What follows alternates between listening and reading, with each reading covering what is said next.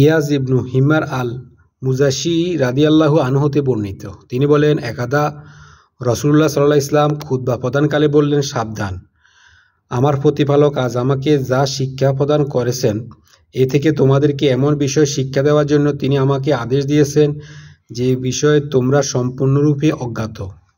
তা হলো এই যে, আমি আমার বান্দাদেরকে যে প্রাচুর্য দিয়েছি তা সম্পূর্ণরূপে বৈধ।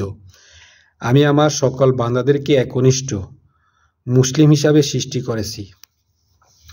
অতঃপর তাদের নিকট শয়তান এসে তাদেরকে দিন হতে সরিয়ে দেয়। আমি যে সমস্ত জিনিস তাদের জন্য বৈধ করেছিলাম সে তা হারাম করে দেয়।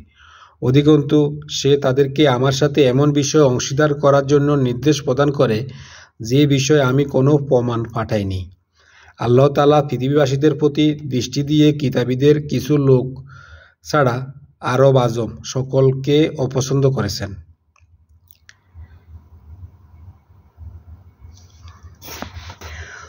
অতঃপর তিনি বললেন, তোমাকে পরীক্ষা করার উদ্দেশ্যে এবং তোমার দ্বারা অন্যদেরকে পরীক্ষা করার উদ্দেশ্যে আমি তোমাকে দুনিয়াতে প্রেরণ করেছি এবং তোমার প্রতি আমি এমন কিতাব অবতীর্ণ করেছি যা পানি কখনো ধুয়ে মুছে ফেলতে পারবে না।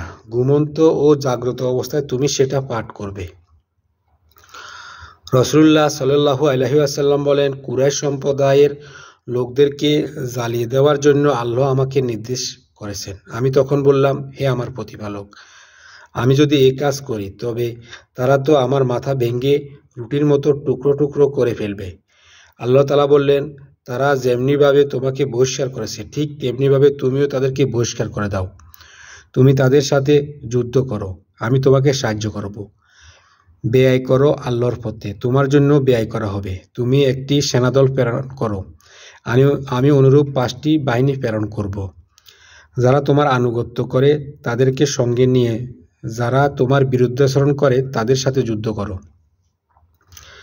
3 শ্রেণীর মানুষ জান্নাতি হবে। এক প্রকার মানুষ তারা যারা রাষ্ট্রীয় কর্ণধার, ন্যায়পরায়ণ, সত্যবাদী এবং নেক কাজের তৌফিক লাভে ধন্য লোক। দ্বিতীয়, ওই সকল মানুষ যারা দয়ালু এবং আত্মীয় স্বজন ও মুসলিম সম্প্রদায়ের প্রতি কোমল চিত্র। তৃতীয়, ওই শ্রেণীর মানুষ যারা পূত পবিত্র চরিত্রের অধিকারী, ঝঞ্ঝাকারী নয় এবং সন্তানাদি সম্পন্ন লোক। অতঃপর তিনি বললেন, 5 ধরনের মানুষ জাহান্নামী হবে। 1, এমন দুর্বল মানুষ যাদের মধ্যে পার্থক্য ক্ষমতা নেই, যারা তোমাদের এমন তাবেদার যে না তার পরিবার পরিজন চায়, না ধন ঐশ্বর্য। 2, এমন খিয়ানতকারী মানুষ, সাধারণ বিষয়ে যে খিয়ানত করে, যার লালসা কারো নিকটে লুক্কায়িত নেই। 3, ওই ব্যক্তি যে তোমার পরিবার পরিজন এবং ধন সম্পদের বিষয়ে তোমার সঙ্গে সকাল সন্ধ্যা প্রতারণা করে।